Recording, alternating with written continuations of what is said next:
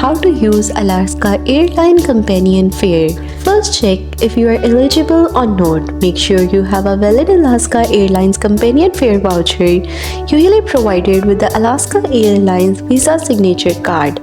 Then log into your mileage plan account and look under Discount and Companion Fare codes on your profile to find your voucher.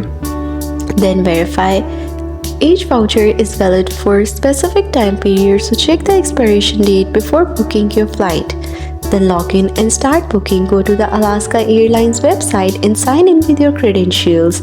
Enter your destination, travel dates, and flight preferences. Then apply the companion fare.